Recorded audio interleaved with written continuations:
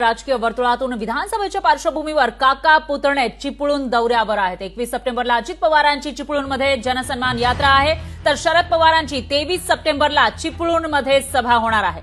चिपळूणमधील सावरकर मैदानावर ही सभा होणार आहे। संभाव्य उमेदवार प्रशांत यादव यांच्यासाठी सभेचं आयोजन केल्याचं कळत आहे। त्याच्या आधी म्हणजेच शरद पवार चिपळूणमध्ये येण्याच्या 2 दिवस आधी अजित पवारांचा या ठिकाणी यात्रा निघणार आहे। जनसन्मान यात्रा अजित पवारांची या ठिकाणी काढली जाणार आहे। त्यामुळे आता जेव्हा काका पुतणे चिपळूणमध्ये असतील त्यावेळेला नेमकं काय बोलणार ते बघावं लागेल। 21 सप्टेंबरला अजित पवारांची जनसन्मान यात्रा, तर 23 सप्टेंबरला चिपळूणमध्येच शरद पवारांची ही सभा होणार आहे। आणि चिपळूणमध्ये आता विधानसभेसाठी सामना होण्याची शक्यता आहे। त्याच्या आधी काका पुतणे आपापल्या पक्षाची या ठिकाणी मोर्चे बांधणी करताना दिसून येत आहेत। त्या पार्श्वभूमीवर या दोघांकडून काही वक्तव्य केली जातात का तेही बघावं लागेल।